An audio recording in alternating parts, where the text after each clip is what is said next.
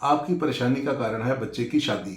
आज मैं आपको छोटे छोटे 3 उपाय बताऊंगा। ये तीनों उपाय बहुत ही कारगर हैं, बहुत ही आसान है। इनका कोई उल्टा असर नहीं होता है और किसी न किसी तरीके आपको फायदा जरूर देते हैं। आज हम शादी रुकने के कारण और उनके उपाय दोनों को डिस्कस करेंगे। वीडियो कुछ लंबा हो जाएगा क्योंकि कारण का पता होना भी बहुत जरूरी है और वह भी डिटेल्स में बताया जाएगा। मैं आपकी पोजीशन समझ सकता हूँ। बच्चे की उम्र बढ़ती जा रही है, 28, 30, 35 साल हो गई है। बात बनते बनते रह जाती है। कई बार बात सेकंड स्टेप तक पहुँचती है, आगे बढ़ती है, फिर ठप हो जाती है। बच्चा भी उदास रहने लग गया है, बच्चा किसी से बात तक नहीं करता, या यूं कहें कि उम्मीद टूटती जा रही है। रुकिए, यदि सच में आपके साथ कुछ ऐसा हो रहा है तो यह वीडियो आपके लिए है। आज मैं छोटे छोटे 3 उपाय बताऊंगा। फिर बता दूं, ये तीनों उपाय बड़े कारगर हैं, बहुत ही आसान हैं, इनका कोई उल्टा असर नहीं है। विश्वास करें, फायदा जरूर मिलेगा। आज का वीडियो बहुत ही यूजफुल होने वाला है, इसे पूरी देखना, बीच में मत छोड़ना। तीनों उपाय नोट भी कर लेना। ये ऐसे उपाय हैं जिनके करने के बाद जो रिश्ता आएगा, जो भी बच्चे को देखने आएगा, मना नहीं कर पाएगा। बच्चे के चेहरे पर एक अलग सा आकर्षण पैदा हो जाए। कैसे होगा ये हम डिस्कस करेंगे। शादी रुकने का कारण, कारण की डिटेल और उनके उपाय, तीनों चीजें डिस्कस होंगी। सब डिस्कस करेंगे। वीडियो पूरी देखना आपके काम का है। नमस्कार, मैं एस्ट्रोलॉजर आर के तनेजा। यदि आप इस चैनल पर पहली बार आए हैं तो आपका स्वागत है, और यदि अभी तक आपने इस चैनल को सब्सक्राइब नहीं किया है तो कृपया आज इसे सब्सक्राइब या फॉलो कर दें और कमेंट बॉक्स में जय माता दी भी लिख दें। बार बार रिश्ते की बात रुक जाने का कारण होता है कुंडली का दोष। इस दोष के निवारण के लिए एक बहुत ही आसान उपाय बताने जा रहा हूं। कहीं बाहर जाने की जरूरत नहीं है, सब कुछ घर पर ही मिल जाएगा और इस उपाय में कोई ज्यादा समय नहीं लगेगा। कोई पंडित जी को नहीं बुलाना, कोई हवन नहीं करना। हाँ, यह उपाय लड़का या लड़की को खुद ही करना होगा, और हाँ, पूरी श्रद्धा और विश्वास के साथ करें। जितनी श्रद्धा और विश्वास के साथ करेंगे उतना ही रिजल्ट जल्दी मिलेगा, शुभ मिलेगा। सामग्री केवल 2 चीजें चाहिए, काली राई और सिंपल नमक। ये दोनों चीजें आपकी रसोई में मिल जाएंगी या फिर आसपास की ग्रोसरी शॉप पर इजीली मिल जाएंगी। घर से नेगेटिविटी दूर करने के लिए इन दोनों चीजों का बहुत अच्छा और इफेक्टिव रोल होता है। यह उपाय रिजल्ट ओरिएंटेड होते हैं। धनिया, राई, तिल और नमक, ज्योतिष ग्रंथों में इन सब चीजों का बहुत महत्व बताया गया है। यह शरीर की नेगेटिविटी, घर की नेगेटिविटी सबको समाप्त करने में, साफ करने में बहुत ही कारगर होते हैं। यह उपाय श्रद्धा और विश्वास के साथ करें, मन चाहा फल मिलेगा। कागज पेन लेकर बैठे और नोट करते रहें। इस उपाय की ब्रीफ विधि आपको डिस्क्रिप्शन बॉक्स में भी मिल जाएगी। पहला उपाय, यह उपाय बच्चे ने खुद ने करना है। डेली सूर्य को जल तो आप देते ही होंगे। संडे के दिन यह कुछ स्पेशल होने वाला है। उस दिन जल में आपने 1 चम्मच काली राई मिला लेनी है। पीली नहीं, काली राई, इसे काली सरसों भी बोलते हैं। यह जल आपने सूर्य भगवान को अर्पित करना है और 3 बार ओम सूर्याय नमः का जाप करना है।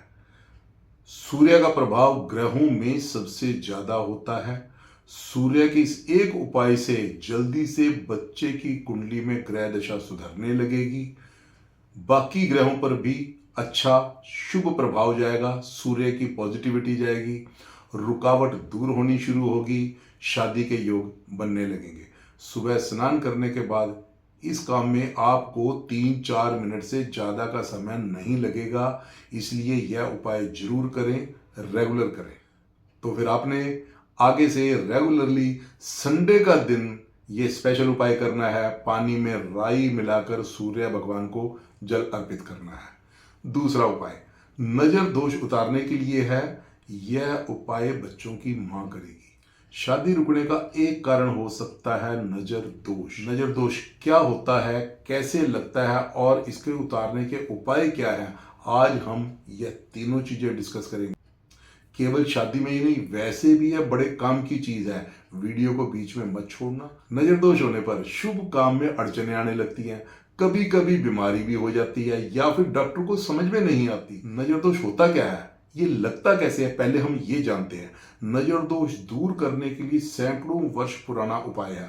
कोई बच्चा बीमार हुआ गांव में, उसकी माँ डॉक्टर के पास ले गई, 10 15 20 दिन हो गए, बच्चा ठीक नहीं हो रहा और शायद डॉक्टर को बीमारी भी समझ में नहीं आई। कुछ ज्यादा दिन हो गए, तब माँ नजर उतरवाने के लिए उसे किसी बाबा के पास ले जाती है। बाबा जी 5-7 बार उसके ऊपर मोर पंख का घुमा देते हैं, अच्छी तरह शरीर पर घुमाकर भेज देते हैं कि झाड़ा कर दिया, और यह देखा गया है कि बुखार ठीक भी हो जाता है। वो क्या था, नजर क्या होती है, आभा मंडल और ऑरा की सफाई, यानी कि ऑरा और आभा मंडल में नेगेटिविटी की सफाई। अब ऑरा क्या है, आभा मंडल क्या होता है, यह भी जानना जरूरी है। हमारे शरीर के चारों तरफ ऊर्जा का एक घेरा बना होता है जो शरीर के साथ साथ ऐसे ऐसे चलता है। इस ऊर्जा के घेरे को आभा मंडल कहते हैं। वो नेगेटिविटी जो दूसरों की नेगेटिव एनर्जी से आपके आभा मंडल में समा जाती है, आपके ऑरा में समा जाती है, इसे दूषित करती है और आपका ऑरा खराब हो चुका होता है। अब यदि आपका आभा मंडल, आपका ऑरा दूषित है, बैड एनर्जी, बुरी एनर्जी उसमें आई हुई है, तो आप जब किसी से मिलेंगे, किसी के सामने बैठेंगे, वह आदमी सामने वाला अनकंफर्टेबल हो जाएगा, उसे आपसे बात करने में मजा नहीं आएगा। अब यदि आपका आभामंडल दूषित है और आप किसी से मिलने के लिए जा रहे हैं, शादी के लिए ही बात करने जा रहे हैं, तो आपकी नेगेटिविटी आपके साथ जा रही है, जिस कारण आपके सामने बैठा हुआ व्यक्ति अनकंफर्टेबल महसूस करेगा, उसे बेचैनी से महसूस होगी और ऐसी पोजीशन में वह आपको हाँ कैसे करेगा, उसे तो आपकी बात समझ सी ही नहीं आई। इसलिए नजर उतारना जरूरी भी है और मजबूरी भी है। तो अब मैं बताने जा रहा हूं दूसरा उपाय, इस नजर को कैसे उतारा जाए। अभी तक मैंने बताया नजर होती क्या है, अब इस नजर को उतारना कैसे है। तो क्या करना है, नोट जरूर कर लेना। उपाय बच्चे की मां करेगी। अगर बच्चा आपके साथ रहता है तो आप ये उपाय कर पाएंगे, अगर वह कहीं दूर रहता है तो यह उपाय करना संभव नहीं होगा। हाँ, आप फिर भी नोट कर लें, क्योंकि जब कभी वह बच्चा आपके पास आएगा, हर हफ्ते या 15 दिन बाद, उस दिन यह उपाय जरूर करना। तो क्या करना है, एक आधा चम्मच काली राई में आधा चम्मच नमक को मिला लेना है। अब उसको अपने हाथ में पकड़ के बच्चे के सिर के ऊपर से आपने 7 बार घुमा देना है। उसके सिर के पास पास उसके ऑरा को आपने सफाई करनी है, और अगर हो सके तो यह पूरे शरीर के साथ साथ अगर आप घुमा के लेके जाते हैं ऐसे, तो पूरे शरीर की भी ऑरा की सफाई हो जाएगी, पूरे शरीर की नेगेटिविटी खत्म होगी। फिर यह नमक आपने जाके आग में डाल देना है। इस तरह बुरी नजर का असर खत्म होगा, नेगेटिविटी खत्म हो जाएगी। यह उपाय हर शनिवार सोने से पहले करना है। शनिवार मतलब कि सैटरडे को। तीसरा उपाय, यह उपाय बच्चे ने खुद करना है। बच्चे ठीक ठाक हैं, सुंदर हैं, लेकिन सामने वाले को तो कमियां नजर आ ही जाती हैं। इसके लिए भी एक उपाय है। किसी भी रंग का एक छोटा सा रुमाल ले लें, उसके अंदर 3 चुटकी काली राई बांध लें और यह बच्चे को दे दें।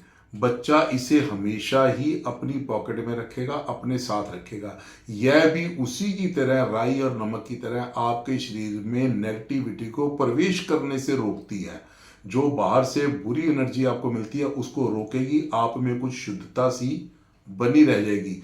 इन चीजों का असर धीरे धीरे होता है, लेकिन होता जरूर है। जब वह बच्चा ब्याह शादी की बात करने के लिए जाएगा, उसकी पॉकेट में, उसके रुमाल में यह बंधी हुई राई होगी। यहां आप नोट करेंगे कि नेगेटिविटी कम होने के कारण सामने वाला ना नहीं कर पाएगा, सामने वाला कंफर्टेबली बैठेगा, रिलैक्स होके बैठेगा, इसकी बात भी सुनेगा और उसके बाद हाँ सुनने के भी चांसेस बहुत बढ़ जाएंगे। जो भी रिश्ते के लिए मिलने आता है वह अनईजी फीलिंग लेकर जाता है, इसलिए ऑरा की सफाई बहुत जरूरी हो जाती है। जब बच्चा विवाह शादी की बात करने जाए और उसके पास रुमाल में बंधी हुई राई उसकी पॉकेट में हो तो उसमें नेगेटिविटी प्रवेश नहीं करती, यानी वह ओवरऑल पॉजिटिव बन के जाएगा। जब नेगेटिविटी कम होगी तो सामने वाला ना नहीं कर पाएगा। यह नेगेटिविटी ही है जो बनते बनते बात को रोक देती है। जो भी रिश्ते के लिए मिलने आता है वह अनईजी फील करता है और ना करके चला जाता है। इसलिए ऑरा क्लींजिंग, आभा मंडल की सफाई बहुत जरूरी है। जब घर से, मन से, शरीर से नेगेटिविटी दूर होगी तो सामने बैठा व्यक्ति बड़ा सुखद एहसास महसूस करेगा, बड़ा कंफर्टेबल महसूस करेगा और ऐसी रिलैक्स फीलिंग में वह व्यक्ति आपकी बात पूरी समझ पाएगा, आपकी बात प्रभावशाली रहेगी और आपको उत्तर हाँ में मिलेगा। तो यह तीनों तरीके बड़े आसान हैं। केवल 4-5 महीने तक इनको लगातार करें, सारी नेगेटिविटी घर की, मन की सब दूर होगी, सब रुकावटें दूर होगी, आपके रुके हुए काम बनने लगेंगे, गए हुए रिश्ते वापस आएंगे। इसके अलावा एक बात और बता दूं, कुंडली में शादी का घर, शादी का ग्रह और शादी का योग, इनको एक्टिवेट करने के और तरीके भी होते हैं जो कि कुंडली में राशि और ग्रहों की पोजीशन के अनुसार होते हैं। इसलिए यह तरीके, यह उपाय अलग अलग कुंडली के लिए अलग अलग ही होते हैं। यदि यह जानकारी आपको अच्छी लगी हो तो कृपया इस वीडियो को लाइक और शेयर करें। कमेंट बॉक्स में जय माता दी जरूर लिखें। अगर आप किसी और विषय के बारे में कोई जानकारी जानना चाहते हैं तो कमेंट बॉक्स में लिख दीजिएगा। तो जल्दी मिलेंगे किसी और जानकारी के साथ, किसी और उपाय के साथ इसी चैनल पर। तब तक खुश रहो, सुखी रहो, स्वस्थ रहो।